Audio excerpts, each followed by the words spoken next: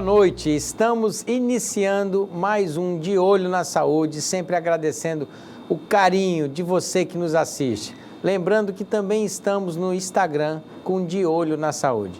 E hoje eu tenho o prazer, a honra de receber a doutora Tainá Gondim. Ela é da clínica Doutor Hérnia. A você que tem hérnia e se trata lá, o índice de solução do problema é maior que 90%. Não é isso, doutora? Isso mesmo. Seja bem-vinda ao nosso programa. Obrigada, a gente que agradece. É isso mesmo que o doutor falou, nós somos da clínica Doutor Hérnia, a franquia aqui em Rio Branco, no estado do Acre, a primeira. Você é de onde, doutora? Sou daqui. Ah, tá. Eu sou acriana, né? Eu fui só para fora fazer especialização e hoje nós estamos com a franquia aqui em Rio Branco, no estado do Acre. E você que é responsável pela franquia? Eu sou a responsável técnica e a fisioterapeuta, que cuida de todos os procedimentos. Doutora, eu tenho fasciite plantar, eu tenho quase certeza que eu tenho hérnia de disco, não é? Dor no ciático, que isso um dia pode ser virar uma hérnia. Tem como, através do Doutor Hérnia, com a fisioterapia, eu melhorar? Sim. A franquia Doutor Hérnia, ela é especializada exclusivamente no tratamento e prevenção da hérnia de disco, dores no nervo ciático e patologias da coluna vertebral. O ideal é que você passe por uma avaliação comigo, certo? Para a gente verificar se de fato o nervo ciático está comprometido. E por que ele está comprometido? Se a gente não tem um quadro de hérnia e uma compressão pela parte discal, então precisa ser avaliado, mas sim, pode ser tratado com a gente, se enquadrar dentro de um dos nossos protocolos de tratamento.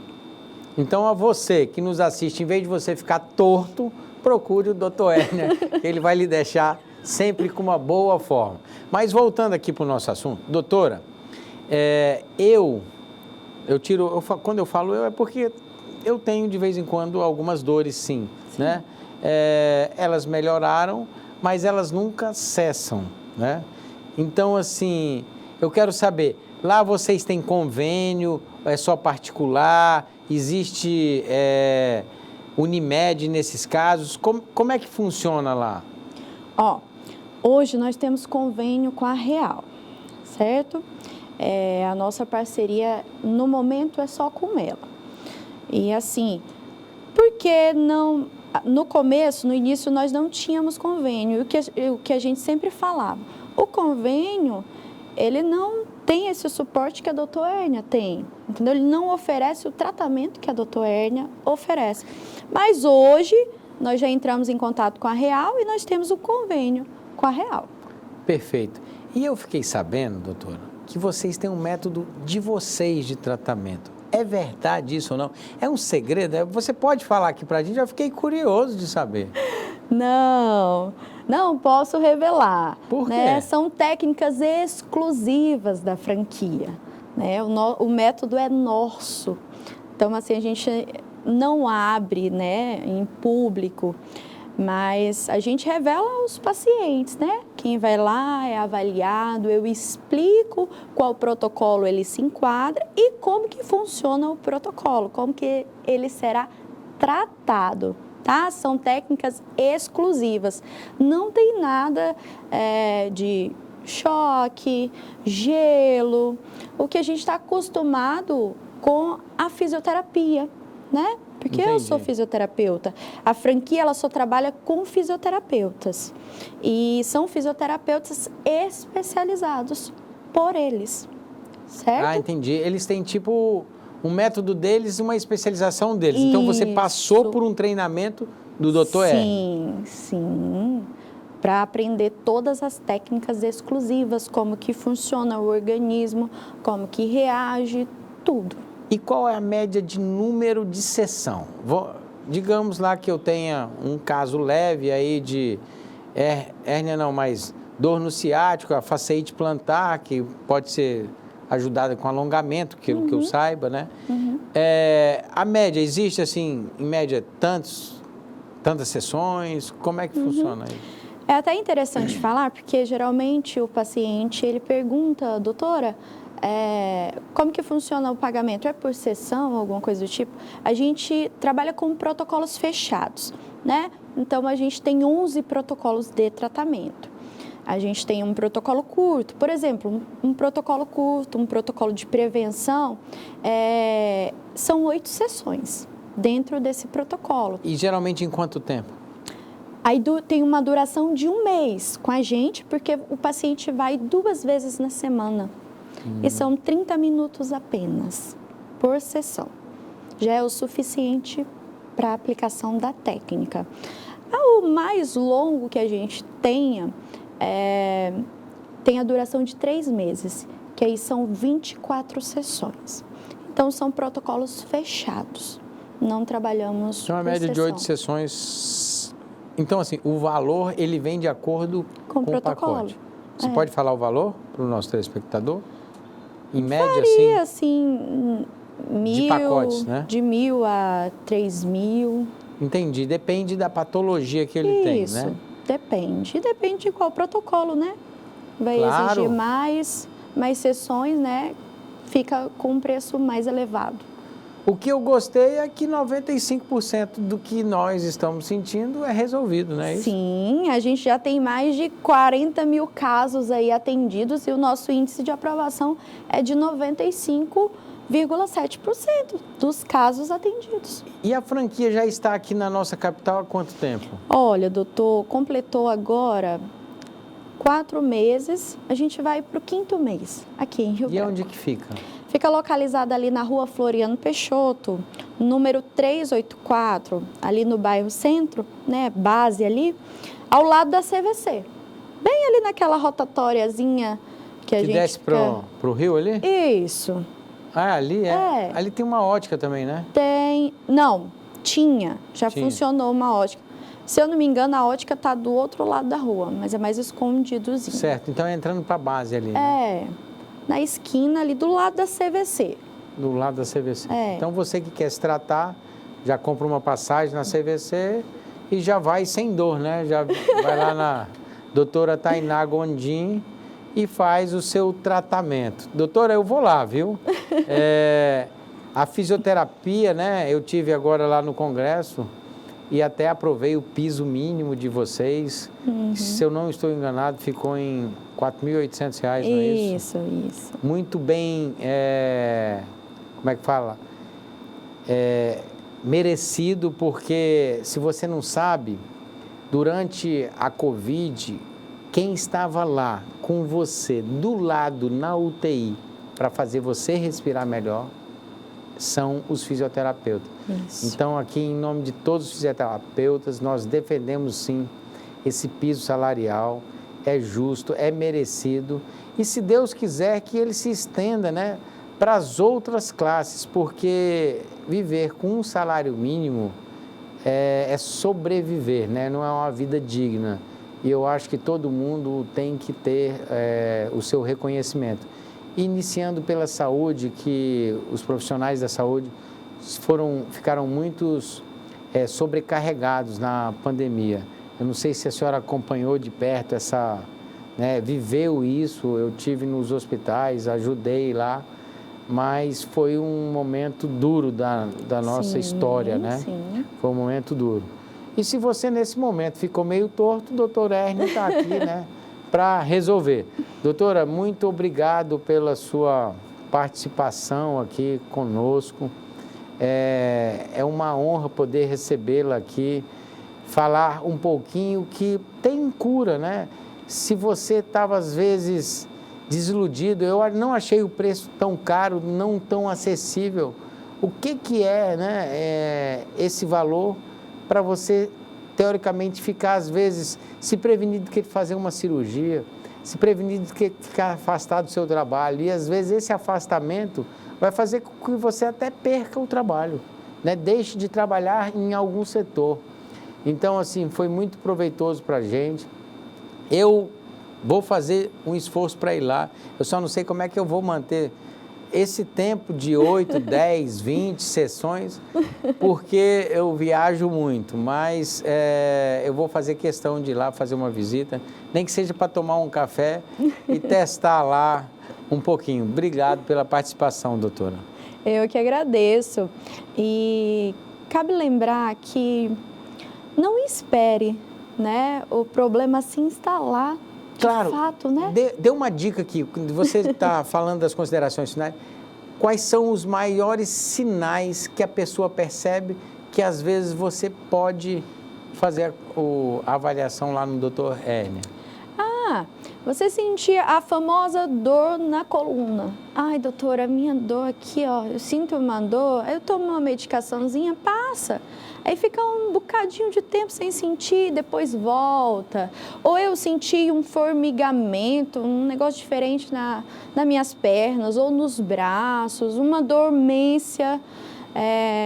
Tudo isso já tem algum problema instalado que você pode entrar em contato com a gente e marcar a sua avaliação, para a gente poder avaliar e te enquadrar no melhor protocolo, para a gente recuperar, ter um bom resultado.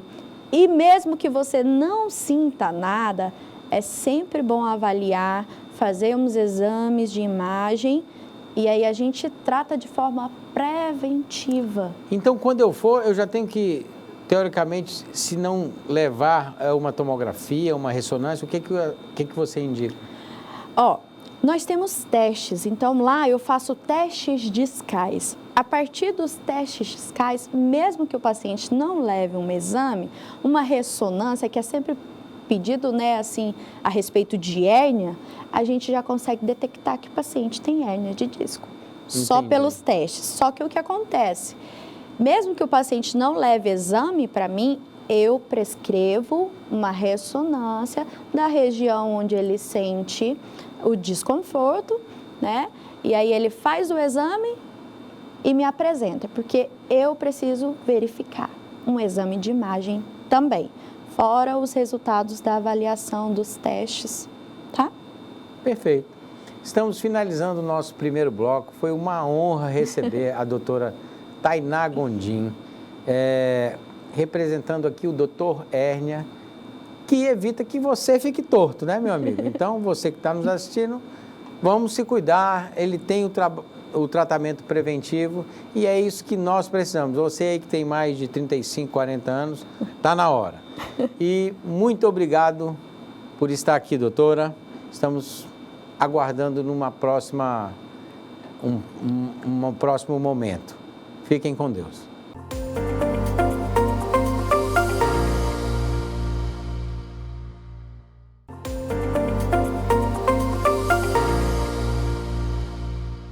Estamos de volta com o nosso segundo bloco. Lembrando a você que pode nos seguir nas redes sociais, De Olho na Saúde. E agora, nesse segundo bloco, eu tenho a honra de receber a doutora Nara. Ela é neuropsicóloga. E hoje nós vamos bater um papo a respeito dos transtornos do espectro autista e falar da alusão do Setembro Amarelo, sobre a prevenção do suicídio. Seja bem-vinda, doutora, ao nosso programa. Obrigada. É um prazer recebê-la aqui, falar de um assunto tão sério que envolve, às vezes, pessoas muito próximas a gente. Vou iniciar falando da importância do neuropsicólogo, do psicólogo em si, para que a gente possa diagnosticar e até mesmo acompanhar o tratamento para a ressocialização, a inclusão dessas pessoas a uma vida habitual do nosso dia a dia. Obrigado, doutora, por aceitar o convite. Eu que agradeço. Então, o neuropsicólogo, ele está para avaliar o indivíduo, né? Eu atuo atualmente com crianças. Então você já trabalha com crianças? Já estou na área. Tenho atuado com crianças e aí são crianças que os pais detectam em casa alguns sinais precoces, né? Já apresentam algumas características, que hoje em dia é muito falada essa questão do autismo, então... Isso, fale aqui para eles quais são esses principais sinais que eles podem sugerir que possa ter algo? Na infância, geralmente, são crianças que têm um brincar diferente. O brincar não é funcional. Então, é aquela criança que não consegue ter uma boa interação social, é uma criança que prefere estar sempre sozinha, mais reclusa. São crianças que não têm um faz de conta, são crianças que não conseguem brincar sozinhas, por exemplo, o aviãozinho está lá brincando sozinho, um faz de conta, né? Cria uma situação, uma historinha. São crianças muito... Então, é aquela criança que brinca sozinha, é isso? Isso também, Tá. não somente, né? Porque se a gente pegar uma criança que brinca sozinha, não dá para rotular, Entendi. Colocar esse rótulo. Mas são crianças que normalmente optam por brincar sozinhas. Por quê? O brinquedo, ele é controlável. Então, se essa criança pega um carrinho, ela controla, faz o que ela quiser. Pessoas são menos interessantes porque elas não controlam, elas não têm tanto domínio sobre aquelas pessoas. Então, Entendi. é muito melhor dominar a brincadeira. Então, elas se sentem, tem esse lado do dominar, né? Sim, tem, porque, como eu falei, crianças geralmente optam por essas brincadeiras pela questão de eu consigo fazer o que eu quero, eu consigo controlar, eu paro de brincar a hora que eu quero, eu brinco da forma que eu quiser. Entendi. Então, assim, o pai já sabe também, ele já tem uma suspeita, né, quando é mais em criança, né? Tem porque são crianças, a gente chama de neuroatípicas, né, de crianças atípicas. São crianças que têm um sono disfuncional, não é regular. São crianças que têm as questões sensoriais, têm dificuldade com texturas, tanto no tato quanto na alimentação. São crianças que muitas vezes têm, e assim, envolve também a questão auditiva, né? São crianças que são muito sensíveis a alguns barulhos, ruídos. Tem muitas características bem específicas, tipo, por exemplo, andar na ponta do pé, sentar em W, algumas coisas bem específicas do espectro. Sentar em quê? Em W. Como é que é isso? É a criança que senta com as perninhas para trás. Ela senta de frente, mas com as entendi. perninhas para trás. Sentar em W. Hoje eu sou um dos defensores, né, de acesso. Hoje nós temos a dificuldade, principalmente o neuropsicólogo, está difícil hoje no mercado, né? O acesso às pessoas mais carentes, né? Ter acesso. Então, é uma luta nossa lá em Brasília. Temos hoje lá na Comissão de Saúde uma subcomissão especial para isso. Então, muito obrigado, doutora, por esclarecer essas dúvidas, né? Deixar que os nossos pais, pelo menos, eles percebam esse sinal. E, se Deus quiser, nós, de alguma forma, vamos melhorar, tentar, de alguma forma, viabilizar melhor o acesso. Mas também temos um assunto muito importante, né, esse mês de setembro, que é o Setembro Amarelo, né, Isso. que aí já estamos falando de pessoas com uma idade mais avançada, que de alguma forma entram, né, às vezes numa depressão ou um momento transitório ali, uma bipolaridade ou algo que ela, por segundo ou aquele momento, se suicida, né? Sim. Explique o que pode levar a isso, doutora. Certo. Para a gente falar em prevenção ao suicídio, a gente precisa falar sobre saúde mental, né? Certo. E é importante falar também que a saúde mental, ela não necessariamente é a ausência da doença patológica. Então, você não tem nenhum quadro patológico, você não tem nenhum transtorno, nenhuma síndrome, não está apresentando quadro de ansiedade patológica, né? Excessiva. Mas a saúde mental, de fato, ela está atrelada, ela está diretamente relacionada à qualidade de vida. Então, a partir do momento que não se tem uma qualidade de vida, não se busca a manutenção dessa qualidade de vida, começa a desencadear fatores que podem vir a se tornar fatores de risco para o suicídio. E o que a psicologia analisa como uma boa qualidade de vida? Então, o que é qualidade de vida? Você precisa entender qual o seu nível de flexibilidade com relação à resolução de conflitos, se você tem um bom posicionamento frente à vida com problemas, que é inerente à nossa existência, né? Nós temos problemas, nós temos dificuldades e a gente precisa ter uma certa resiliência, o que é natural do ser humano, né? Em alguns graus, diferentes graus. Mas a qualidade de vida é justamente isso, de procurar a melhor forma de viver. Cada um tem essa especificidade dessa forma de viver. Tem pessoas que se sentem muito bem, que têm maior qualidade de vida na atividade física, tem outras que já que sejam em outras atividades musicais. Então, sempre coisas que estimulam esse ser humano a ser um ser humano que é mais feliz, né? Um indivíduo mais feliz, mais contente com a vida. Entendi. Isso tudo tem como se moldar para que a pessoa fique bem, né? Tem como. Quais são os maiores, os maiores não, o mais significativo transtorno que o neuropsicólogo atende no seu dia a dia, vamos supor, de estudantes, aí de idosos, tem essa diferença? Então, tem alguma, e não em grande quantidade, né? Como eu falei, atualmente, como eu estou atuando com crianças e adolescentes, eu estou atuando mais a sua com... especialização é mais só criança e adolescente. Isso. Entendi. E aí, geralmente, é o TEA, que é o transtorno do espectro autista, e o TDAH, que é o transtorno do déficit de atenção e hiperatividade. Que é essa pessoa que, geralmente, ela não consegue se concentrar. É isso? Aquela criança ou aquele adolescente? Psicoterapia infantil, ela é baseada no brincar, né? Quando a gente fala de criança, o brincar, ele é excepcional. Porque através do brincar que essa criança vai mostrar onde está o déficit, seja de atenção, né? Através do brincar, ele vai expor coisas que estão ali internamente, que na avaliação não são tão notadas. Por quê? As avaliações, né? A avaliação em si, existe um número específico de sessões, é feita uma bateria de testes, é feita toda uma avaliação para laudar essa criança, volta no neuropediatra e dá o diagnóstico, por exemplo, de um autista, né? Nós fazemos as avaliações, laudamos, volta no neuropediatra para ter o diagnóstico. A partir do diagnóstico, o médico vai indicar, por exemplo, nós temos aí o modelo Denver e o modelo ABA. O Denver são crianças até 5 anos e o ABA de 5 anos até mais adolescente, né? E aí o médico vai falar, por exemplo, são 6 meses de terapia ABA, são 40 horas semanais de ABA. Então, assim, o médico que vai direcionar as terapias. E a terapia consiste no brincar. Entendi. Doutor, estamos finalizando o nosso primeiro bloco. Eu quero deixar aqui para o nosso segundo bloco da nossa conversa, nós possamos falar da importância da avaliação daquela pessoa que está no período escolar, no caso, ensino médio e ensino fundamental. Até o próximo bloco.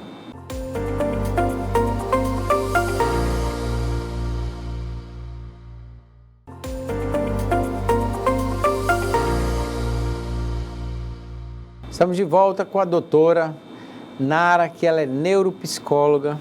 Estamos falando aqui de crianças e adolescentes, que é a especialização dela, dos transtornos que podem ocorrer nessa fase. Doutora, lá no Congresso, de alguma forma eu quero ajudar a prevenção, né? Nós conversamos aqui, foi falado que o ideal é que inicie o mais precoce possível. Exatamente. E eu queria que a senhora falasse para a gente qual é a melhor forma de abordagem. Eu posso pedir para que seja obrigatório antes de se começar um ensino fundamental 1 ou um ensino fundamental 2 em si, uma avaliação com o neuropsicólogo? Você acha que isso vai ajudar a todos os brasileiros? Ajudaria, só que quando a gente fala de iniciar uma avaliação, e quando a gente fala de adolescentes, eles são menores, certo? Então, eles precisam dos pais. Não é feita uma avaliação ou nenhum tipo de atendimento. No caso, seria mais como uma triagem, né? Para que aquele indivíduo que tivesse detectado algo fosse encaminhado para a rede. Sim, com certeza, ajudaria sim. Seria importantíssimo porque, de certa forma, seria uma intervenção, né? Precoce ou não, mas é uma intervenção. Porque, geralmente, crianças que nessa idade, por exemplo, do ensino fundamental, que você falou, ele começa a apresentar algumas características, ele já apresentava lá atrás. Por isso que a gente fala muito de intervenção precoce. E passou, né? E passou. E é importante dizer que quanto mais o tempo passa, né, nós temos autistas adultos, que hoje não têm tanta qualidade de vida, que têm uma socialização muito difícil, são pessoas que são mais dispersas. Então, assim, quando passa muito, quando deixa crescer muito, quando passa muito realmente não é passar do tempo, porque não existe assim, uma idade certa para levar, né, para procurar um profissional. Mas quando deixa se estender muito, a efetividade do tratamento é mais baixa. Pois é, eu acho que nós estamos num mundo tão conectado que as pessoas se falam muito pela internet, pelo celular, por redes sociais. E isso mudou, né? Quem tem mais de 40 anos, que não sei se é seu caso, eu acho que não, doutor, tenho certeza que não, mas a interação era ali na rua, né? Que a gente brincava, tinha aquela socialização. Hoje não, existe a socialização pelo telefone, eles falam com quem nem conhece, tem uma amizade que eu não entendo que amizade é essa, né? Então, assim, eu acho que aumentou muito o trabalho dos psicólogos em si, né? Até o casamento em si foi mostrado que na pandemia aumentou o número de separação. Por que isso, doutora? Então, é muito fácil a gente hoje ter relações interpessoais via aparelhos, né, via celular, rede social. Ao mesmo tempo que você está resolvendo um problema de trabalho, você está conversando com alguém, você está flertando com alguém, fazendo amizade. Então, assim, é tudo muito rápido. Tudo muito, como que eu diria, imediato. É tudo muito fácil, tudo muito acessível. Então, assim, e principalmente depois da pandemia, que as pessoas entenderam, por exemplo, o home office é uma situação. As pessoas entenderam que é possível trabalhar em casa e render tanto quanto ou até mais do que no trabalho. Tem uma porcentagem dessas pessoas, né? Só que estão me falando que às vezes essas pessoas estão adoecendo em casa. Também. Tem pessoas que se identificam com esse trabalho. Tem pessoas que produzem mais em casa. Já tem situações onde, por exemplo, uma mãe que tem muitos filhos não consegue render tanto em casa, porque tem que cuidar do filho. E aí falam até que acabam trabalhando mais, né? O trabalho é dobrado porque cuidam das coisas de casa e cuidam do trabalho. Então, pessoas que se identificaram com a modalidade home office, tem pessoas que não. Mas não com certeza gera problemas, assim, questões, né? Tem pessoas que não se adaptaram mesmo, de forma alguma, e são pessoas que estão voltando para o trabalho de forma presencial. E no Congresso de Psicologia, falam assim, olha, nós temos o telefone é um vilão que está aumentando o número de pacientes com depressão, está aumentando o número de pacientes que têm algum tipo de transtorno. É verdadeiro isso? O uso do celular, nós observamos hoje o celular, ele até mostra assim, olha, você ficou tantas horas num dia, tantas horas na semana, usando tal aplicativo, existe algum ideal de uso de celular, de uso de computador, de uso do videogame? Hoje tem tanto uso, né? E antigamente era mal um telefone. A gente não pode culpar 100% o telefone, né? As redes sociais, a gente não pode. Só que, assim, como eu falei, é muita praticidade. Então, assim, tem pessoas que hoje optam por fazer um grupo no WhatsApp para debater. Vamos marcar um encontro, por exemplo. A gente faz um grupo no WhatsApp e resolve tudo por ali. É muito prático. Se eu quero encontrar alguém, muito difícil hoje quem faz ligação. Não sei se você vai concordar comigo, mas é muito difícil. Em partes. Geralmente pessoas adolescentes mais jovens, eles não gostam de ligação, é sempre por mensagem e áudio. É muito mais rápido, né? Essa interação por telefone, até mesmo em forma de áudio. Mas o telefone, sim, ele é um vilão. Por quê? Porque é tudo muito pronto, é tudo muito... E assim, a gente não está fazendo uma coisa só. Enquanto você está na academia, por exemplo, que é uma atividade que vai te trazer uma qualidade de vida, por consequência, né? Saúde, estética, enfim, você está resolvendo um problema de trabalho. Então, não tem o foco aqui em alguma atividade. O telefone veio com muitas facilidades. A tecnologia, sem dúvida, né? Trouxe qualidade para o nosso convívio social. Mas ele sim é um vilão, acaba que é. Acaba sendo, né? Eu tenho uma filha de 9 anos, ela fala, pai, hoje eu estou estressada. Aí eu digo, mas filha, 9 anos, eu tenho 3 filhos. Uma está na faculdade, faz medicina, o outro tem 13 anos e ela é a que mais manda em casa. Olha, pai, hoje eu estou estressada, viu? Eu disse, mas estressada por quê, filha? Não sei, minhas amigas. Enfim, essa interação, ela fala como se fosse uma adulta, tem as brincadeiras dela como se fossem obrigações, né? Isso é bom, é ruim? A mulher também, ela parece que ela fica mais rápido do que o homem, atenta às situações do dia a dia. É verdadeiro isso?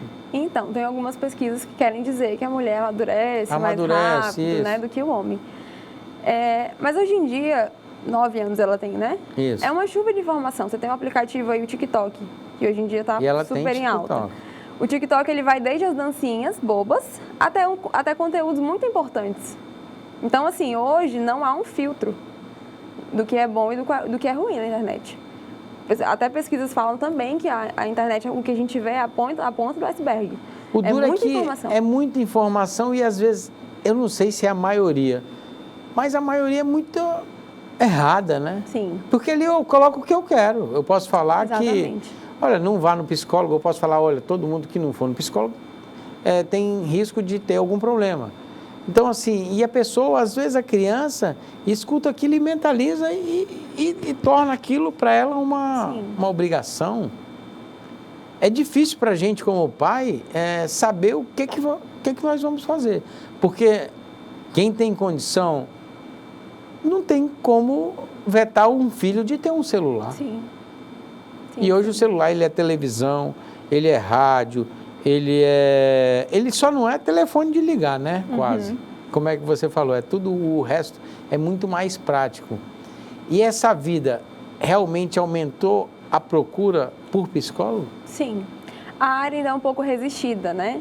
Ainda tem muita gente que fala que depressão é frescura, né? Bobagem, que é falta de Deus, que é um monte de outras coisas. Nunca falamos de depressão, assim, não que nunca, já melhorou muito. Mas ainda há quem diga que é frescura, que nunca coloca como patologia, nunca coloca como algo importante, quando na verdade a gente sabe que é. E tem depressão nos adolescentes, assim? muito. Tem? Inclusive, agora no Setembro Amarelo a gente estava falando sobre isso, que a taxa do índice de morte por suicídio tem aumentado significativamente entre jovens e adolescentes. É mesmo? Sim. E o motivo? O que é o motivo? São vários os fatores de risco. Por exemplo, término de namoro. São pessoas que não têm facilidade para lidar com perda, seja de namoro, seja de familiares, entes queridos, emprego, né? São pessoas extremamente envolvidas demais com certas coisas, o que não é um problema, mas são os excessos, né? A gente fala que são os excessos que acabam tornando a coisa um pouco pior, digamos assim. Mas são perdas, são questões de sexualidade hoje em dia que está muito, muito assim, em alta, né? Vamos por assim dizer. São pessoas que não ainda se compreendem muito bem, ou são pessoas que às vezes não têm aceitação da família, né? Ou tem aceitação da família, mas quando chega no mundo, na sociedade lá fora, não tem tanta aceitação assim. Então são vários fatores que levam. Entendi. Doutora, chegamos no final do nosso programa. Muito obrigado pela senhora ter vindo. Eu vou até fazer uma visita para a senhora, porque eu ando tão sem tempo, não consigo tempo, e eu acho que isso é um problema que eu tenho que me tratar. Priorizar-se é importante. Priorizar, né? E às vezes eu não consigo, falar um não. Eu tenho essa dificuldade. E isso pode ser um problema. Sim, com certeza. Acaba gerando um problema. Então, foi muito esclarecedor. Quero que a senhora deixe o seu boa noite aqui para os nossos telespectadores e agradeço já de antemão a sua participação. Foi muito esclarecedora, principalmente para os pais, né, que é a sua especialidade, que são as crianças e os nossos jovens. Então, obrigada pelo convite. É um prazer estar aqui. De fato, volto a falar na questão da intervenção precoce. Você que é pai, você que é mãe. E às vezes é importante dizer também que não Diga onde nós lhe encontramos, tá, doutora? Certo. Não esqueça, não. É importante dizer também que às vezes essas características dessas crianças com início de características de transtorno de neurodesenvolvimento são percebidas na escola, por babás, por cuidadores. Então, você que identificou aí nessa criança, do seu convívio, talvez da sua família, filho de alguém que você conhece, pede para levar, orienta, né, aconselha, às vezes ficar falando que isso é normal. Tem muito uma conversa que diz assim, cada criança que desenvolve no seu tempo. Não é bem assim, né? A gente sabe que existe um tempo esperado aí para cada desenvolvimento, seja motor, seja intelectual, entre outros. Então, que procure essa intervenção precoce, porque o aumento da qualidade de vida desse indivíduo é certo. Perfeito. Muito obrigado também a você que está nos assistindo. Fiquem com Deus, uma boa quinta-feira e um bom final de semana a todos. Lembrando que também estamos nas nossas redes sociais com De Olho na Saúde. Fiquem com Deus.